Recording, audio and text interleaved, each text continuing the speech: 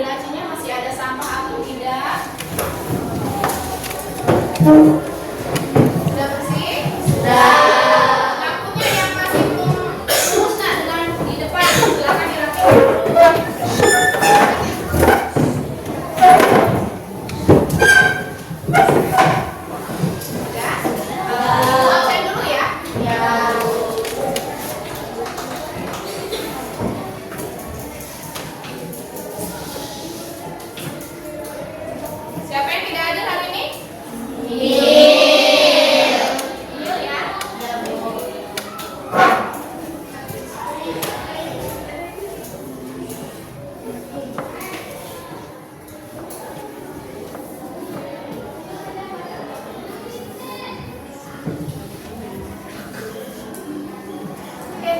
Biar kita nggak tegang, ya, biar kita relax.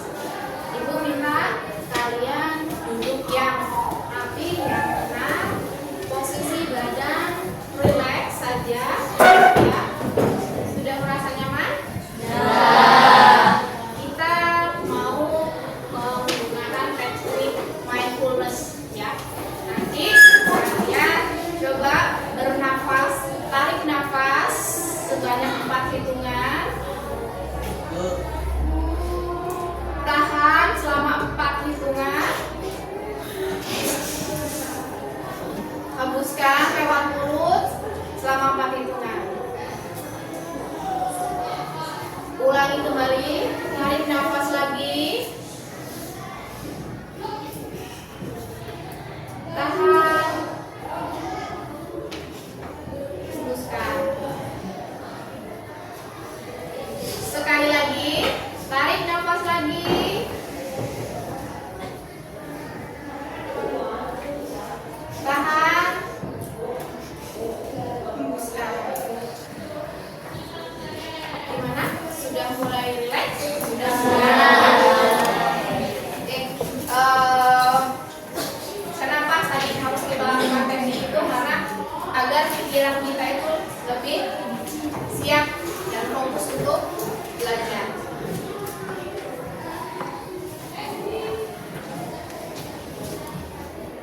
Ibu, tampilkan ini dulu ya.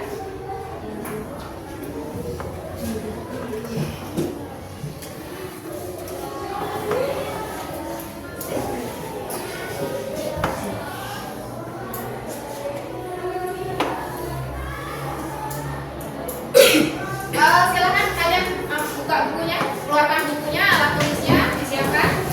Ya.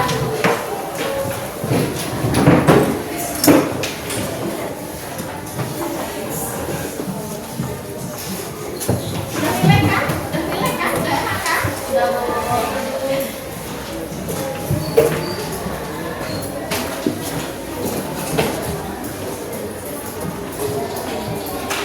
Sudah siap? Sebelum kita lanjut ke materi, Ibu mau bertanya, ya. Coba sih kalian pikirkan, apa sih masalah yang pernah kalian hadapi dalam kehidupan sehari-hari? Pasti pernah kan kalian menghadapi masalah? Ini misalnya saat di rumah atau di sekolah. Ada yang mau berbagi cerita sama Ibu, sama kawan-kawannya? Bu, Ya, silakan itu. kemarin saya bingung waktu harus mengerjakan PR matematika dan IPA. Sementara waktunya terbatas. Oke, jadi itu masalahnya kebingungan waktu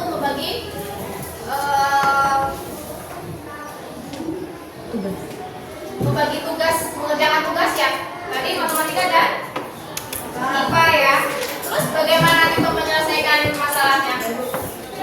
Saya memilih mengerjakan PR yang paling cepat selesai dulu, yaitu matematika, baru lanjut IPA. Oke, jadi tadi penyelesaian masalahnya dicari dulu PR yang paling cepat selesai dulu. Tadi yang duluan diambil matematika, baru IPA. Nah, di situ berarti itu sudah membuat strategi untuk menyelesaikan permasalahan yang dihadapinya dengan langkah yang teratur, dari yang mudah dulu ke yang sulit. Nah, itu salah satu contoh dari berpikir komputasional. Ada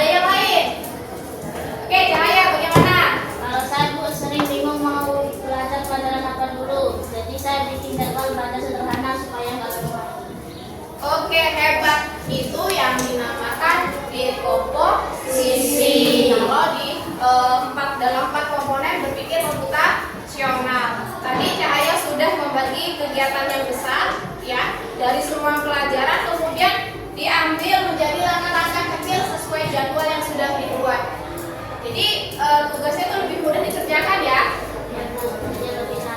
Jadi lebih teratur. Oke. Nah, luar biasa tadi cerita dari kawan-kawan kalian yang sudah mulai berbagi. Kita bisa lihat bahwa dalam menyelesaikan setiap masalah itu kita bisa dengan menggunakan langkah yang lebih terstruktur. Nah, inilah yang dinamakan dengan berpikir komputasional. Ya, nah, jadi kita itu sebagai manusia itu seringkali loh menghadapi masalah. Kita itu tidak lepas dari masalah, baik masalahnya itu yang sederhana maupun yang sangat rumit. Ya, tidak ada masalah itu yang tidak bisa diselesaikan, asalkan kita itu bisa menyusun langkah-langkahnya dengan baik. Nah, cara berpikir untuk menyelesaikan masalah itu dengan cara yang sistematis, dengan menerapkan konsep-konsep yang ada dari ilmu komputer, dikenal dengan istilah berpikir komputasional. Hari ini tujuan pembelajaran yang akan kalian capai, yang pertama, nanti di sini kalian diharapkan mampu mengenal dan memahami konsep dari berpikir komputasional. Kemudian yang kedua, nanti diharapkan kalian mampu mengenal dan memahami metode dalam berpikir komputasional. Terutama kita akan mengambil yang metode dekomposisi. Nah, nanti kegiatan pembelajaran hari ini Ibu akan membagi kalian menjadi beberapa kelompok ya. Kita akan menggunakan kelompok kurs untuk pembagian kelompoknya. Jadi nanti kalian tidak memilih kelompoknya masing-masing. Nanti kita pakai aplikasi. Kemudian ada LKPD yang akan diberikan tempat kerjanya yang harus kalian selesaikan dan diskusikan bersama kelompok. Kemudian selama kalian melakukan diskusi kelompok itu akan Ibu nilai. Ya, ada penilaian yang akan Ibu lakukan. Biar kalian pahami lagi tentang berpikir komputasional itu apa, kita simak video berikut ini ya.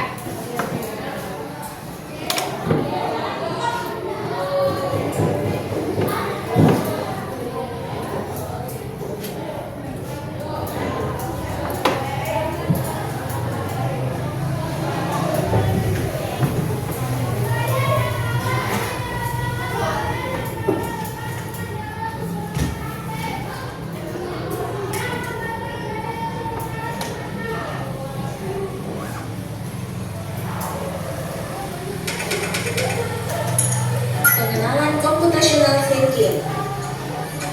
Hai teman kece, coba tebak apa artinya computational thinking atau berpikir komputasional?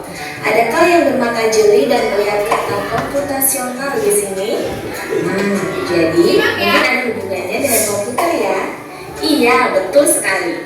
Jempol buat kamu yang sudah menebak dengan benar. Berpikir komputasional adalah proses berpikir untuk menyelesaikan masalah dengan efektif dan efisien. Dalam ilmu komputer, proses berpikir ini dilakukan sebelum mulai menulis coding atau pemrograman. Jika sudah direncanakan dengan baik, maka coding yang ditulis akan sesuai dengan kebutuhan dan dapat diselesaikan dengan cepat dan tepat.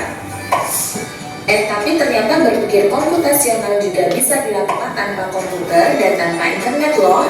Malah sebenarnya kita pun sudah menerapkannya dalam kehidupan sehari-hari, mulai dari menggosok gigi, mencatat ringkasan pelajaran, hingga menyiapkan tas untuk sekolah besok. Wah, kalau kita sudah bisa menerapkannya setiap hari, berarti kita semua sudah mahir dong. Belum tentu. Contoh-contoh tadi kan menerapkan berpikir komputasional pada masalah yang sederhana. Masih banyak nih masalah yang lebih kompleks, seperti misalnya mengatur keuangan bulanan, apa yang harus dilakukan kalau kamu tersesat di tempat baru, hingga memilih jurusan dan karir. Lalu yang lebih penting lagi, ketika kamu dewasa nanti, kamu akan menghadapi era industri 4 dan bahkan 5. Di sini kamu perlu kecepatan untuk memanfaatkan dunia digital, mulai dari mencari dan memilah informasi yang kamu perlukan, hingga menggunakan informasi itu untuk membuat keputusan penting dalam hidupmu. Menghadapi masalah kompleks kehidupan di masa sekarang dan masa depan ini mirip seperti merencanakan coding yang sudah dibahas sebelumnya. Kuncinya adalah memahami masalah dengan tuntas dan mencari cara menyelesaikan yang efektif dan efisien. Nah, kalau begitu, bagaimana agar kita bisa berpikir komputasional? Sekarang kita bahas ya, 4 landasan dari berpikir komputasional. Yang pertama, dekomposisi. Dekomposisi artinya membagi masalah kompleks ke bagian yang lebih kecil agar mudah diselesaikan. Misalnya, kamu ditunjuk jadi ketua panitia lomba 17-an. Maka, untuk memudahkan pelaksanaan, kamu bisa menunjuk panitia bagian acara, konsumsi, publikasi, keamanan, dan lainnya. Yang kedua, pengenalan pola. Artinya mencari kesamaan dan pola di antara bagian-bagian masalah kompleks yang sudah dibaca. Misalnya, kamu nggak melipat dan menyimpan jemuran di rumah, maka kamu perlu bisa mengenali jemuran milik ayah, ibu, kamu, adik, dan milik bersama seperti spray, handuk, dan lainnya. Ini karena jemuran-jemuran itu perlu disimpan di tempat yang berbeda. Yang ketiga, abstraksi. Artinya fokus pada informasi yang penting saja, mengabaikan detail yang tidak diperlukan. Misalnya, kamu hendak menceritakan pengalamanmu berwisata ke luar kota. Tentunya kamu mengalami banyak hal, dari mulai berangkat di bus, berfoto bersama, makan di restoran, menginap di hotel, hingga perjalanan pulang. Tapi nggak mungkin kan kamu ceritakan semua kejadian dengan detail pada teman-temanmu. Pasti mereka bosan kelamaan. Jadi kamu harus menyaring beberapa kejadian yang menarik saja untuk diceritakan pada teman. Yang terakhir, algoritma. Artinya membuat langkah-langkah penyelesaian atau membuat aturan yang diikuti untuk menyelesaikan masalah. Misalnya, kamu diberi daftar belanja di supermarket oleh ibu. Ada minyak goreng, telur, roti, sayur, dan kopi. Lalu kamu harus buru-buru karena ibu sudah mau memasak dengan minyak goreng itu. Nah, kalau seperti ini, satu cara yang efisien misalnya mulai dengan mengambil barang yang paling dekat dari pintu masuk hingga terakhir yang paling dekat dengan kasir. Nah, itu dia 4 landasan berpikir komputasional yang perlu diterapkan untuk memecahkan masalah yang kompleks. Lalu berikutnya, apakah ada cara untuk mengasah kemampuan berpikir komputasional? Tentu ada. Selain bisa coba kamu terapkan ke masalah sehari-harimu, kamu bisa juga latihan soal untuk mengasahnya.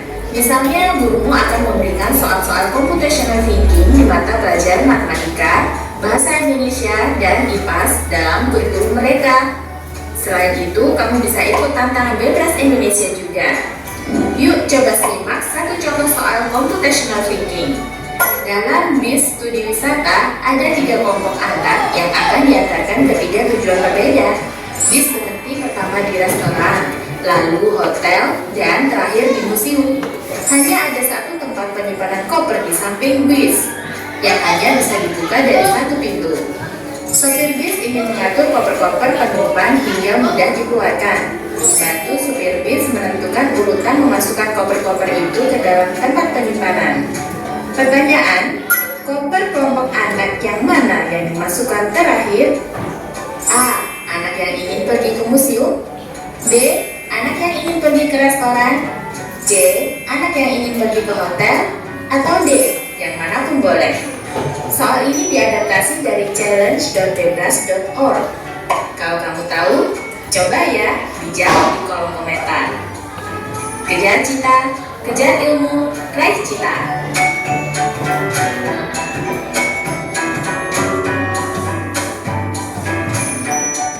Oke, nah itu tadi video tentang konsep dari berpikir komputasional.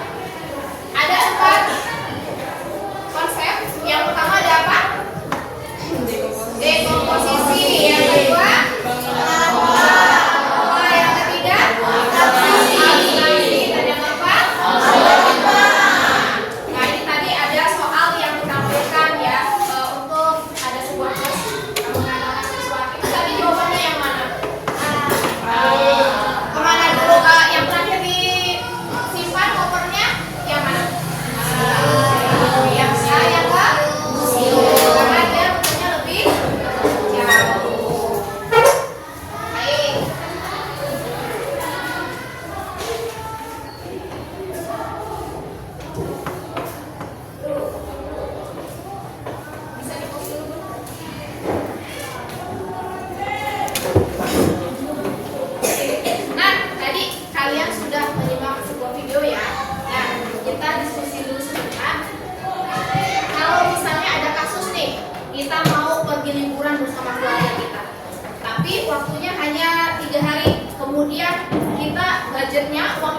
atas.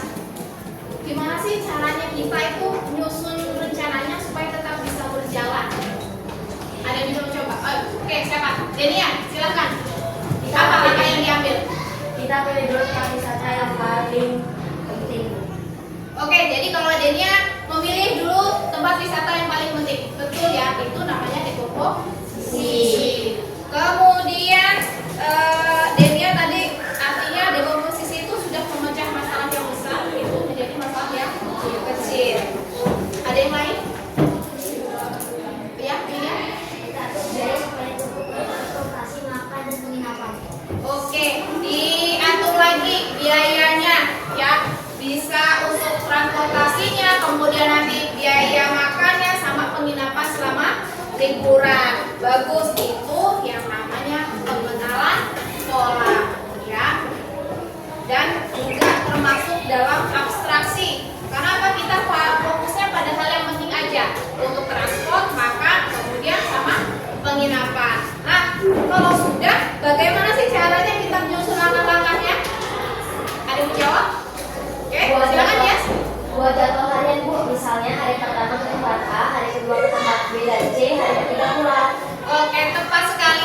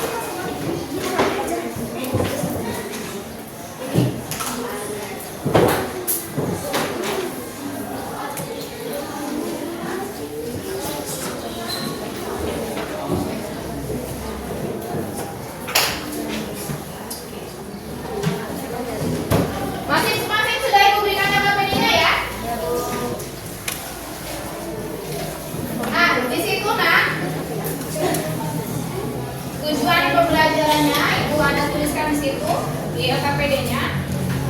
Ya, tadi kalian mampu mengenal dan memahami konsep dari berpikir komputasional, kemudian kalian juga mampu mengenal dan memahami metode berpikir komputasional dengan metode dekomposisi. Ya. Di situ ada petunjuk kerjanya.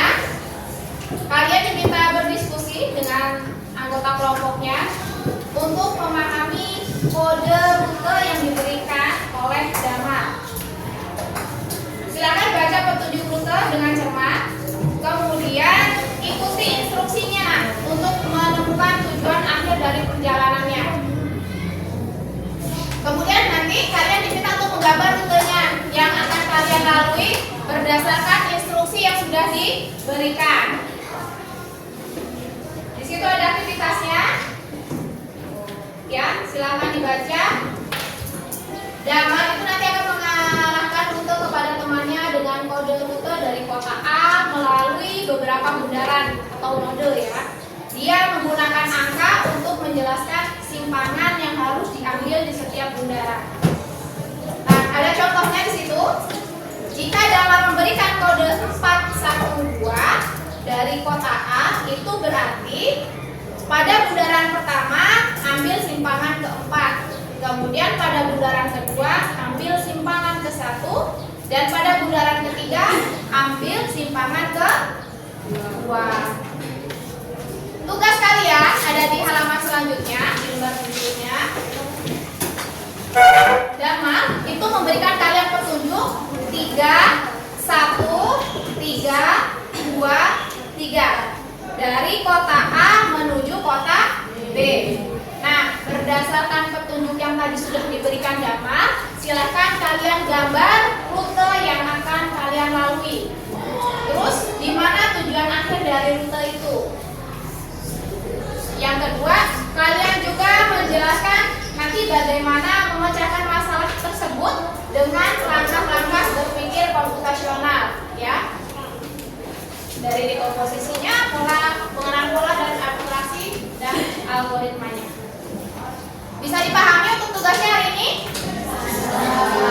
Oke.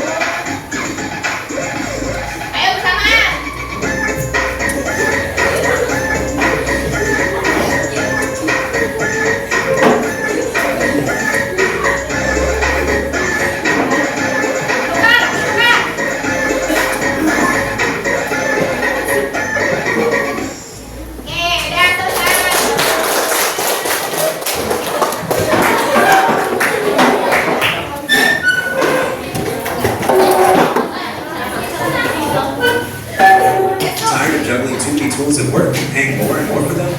With Lark, your team chats, meets, Oke, setelah tadi kita ready dulu, sekarang kalian silahkan berdiskusi bersama anggota kelompoknya, mengerjakan LKPD yang sudah ibu berikan. Ya, nanti kalau sudah selesai untuk diskusinya, ibu berikan waktu 25 menit. Nanti kemudian presentasi selama 35 menit. Ada yang mau ditanyakan? Ada yang mau ditanyakan? Tidak ada? Bisa dipahami ya tugasnya ya? Oke, silakan mulai dikerjakan.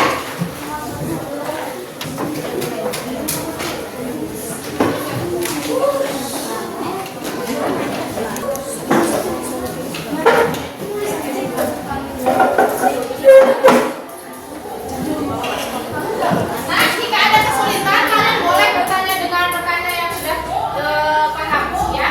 Gak apa-apa, tanya saja. Kan ada rute ya.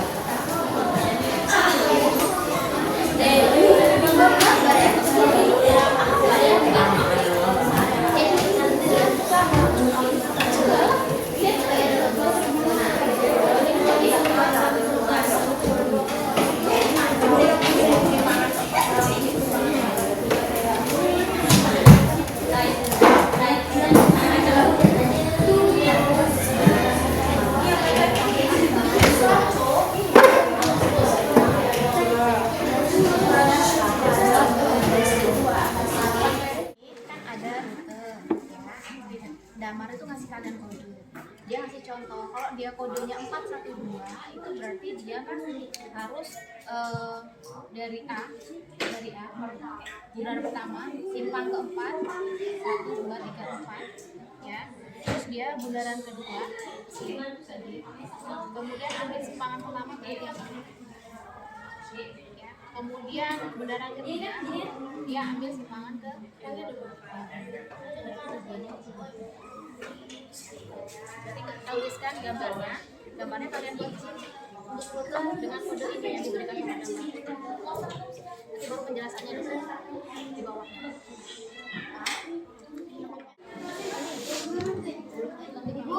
Ini nggak apa-apa.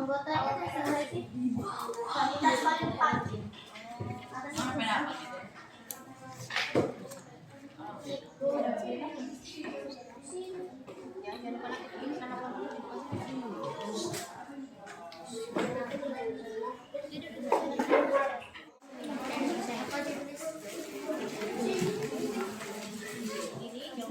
ini gambarnya di sini. Yang di dalam kotak itu untuk menggambar rutenya ya.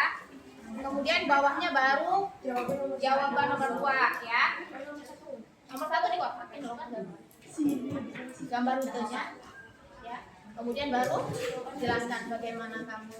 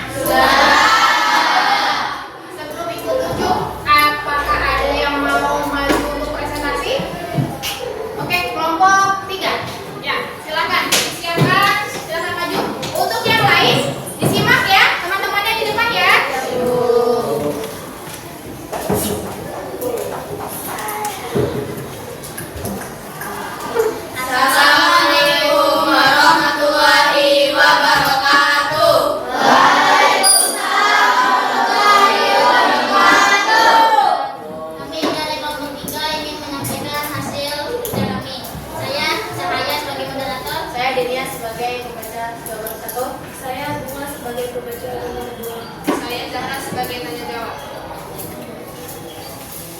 Penjelasan berpikir komputasional berdasarkan petunjuk 31323 rutenya sebagai berikut. Pada bundaran pertama, ambil simpang ketiga. Pada bundaran kedua, ambil simpang ke-1. Pada bundaran ketiga, ambil simpang ketiga. Pada bundaran keempat, ambil simpang kedua. Pada bundaran kelima, ambil simpang ketiga. Tujuan akhir kota C. Penjelasan langkah-langkah berpikir komputasional. A. Memecahkan masalah menjadi langkah-langkah kecil. Membaca instruksi. B. Pengenalan pola. Menemukan pola dari setiap bundaran dan simpangan yang harus diambil. C. Abstraksi. Mencari informasi yang relevan untuk mengikuti rute. D. Algoritma. Mengikuti urutan langkah dari kode yang diberikan untuk mencapai tujuan. Baiklah, itu hasil kerja kami. Ada yang ingin ditanyakan? Saya ingin bertanya. Silakan Rois. Kelompok kalian menggunakan langkah dekomposisi untuk memecahkan rute. Bagaimana jika instruksi rute yang diberikan ternyata ada angka yang hilang atau salah? Apa strategi kalian agar tetap bisa menemukan tujuan akhir?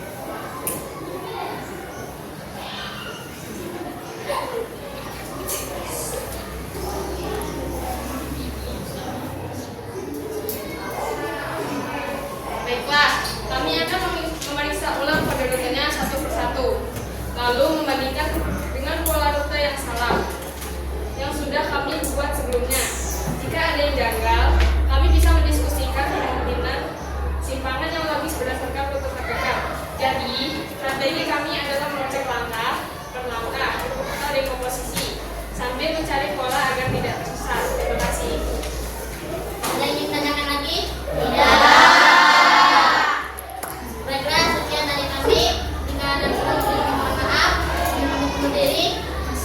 Demikian. Wassalamualaikum warahmatullahi wabarakatuh.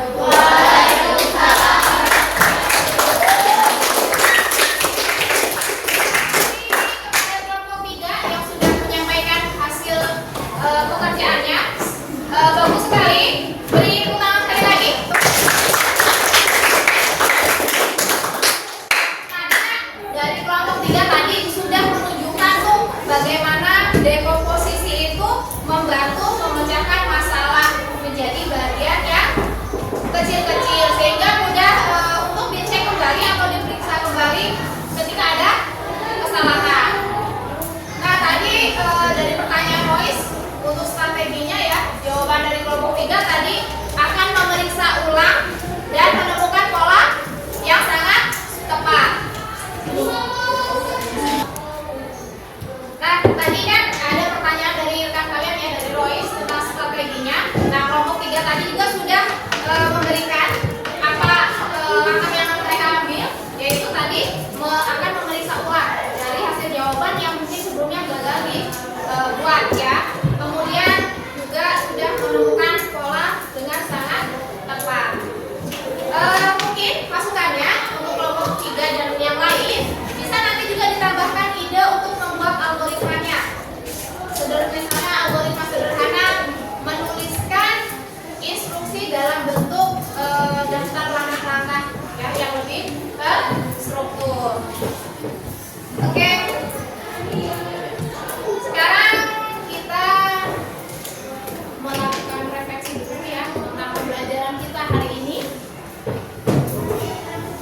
Kira-kira siapa yang mau menyampaikan ya dari hasil tadi, apa sih yang sudah kelompok kalian lakukan dengan baik dalam menyelesaikan rute perjalanan dengan menggunakan dekomposisinya? Kemudian apa yang menurut kalian masih harus diperbaiki dan hasilnya biar lebih jelas dan akurat? Ada yang mau menyampaikan hasil refleksinya? Oh ya, Denia.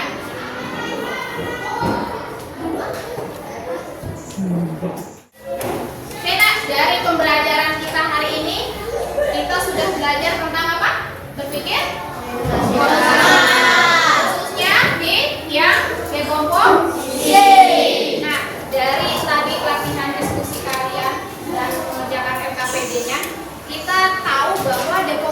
komposisi itu sangat membantu kita dalam memecahkan masalah besar menjadi bagian-bagian yang kecil. Kayak contohnya tadi mungkin tentang rute perjalanan, kemudian menyusun jadwal pelajaran ya. Jadi keterampilan berpikir komputasional ini tidak hanya kalian terapkan ketika di pembelajaran informatika, tapi bisa juga kalian terapkan dalam kehidupan sehari-hari. Oke, baik. Selanjutnya kita akan merefleksikan kegiatan pembelajaran kita hari ini. Apa sih yang sudah kelompok kalian lakukan dengan baik dalam menyelesaikan rute dengan dekomposisi? Kemudian apa sih yang menurut kalian itu masih bisa diperbaiki agar nanti hasilnya lebih jelas dan lebih akurat lagi? Ada yang ingin berbagi? Oke, Denia silakan. Bagaimana hasil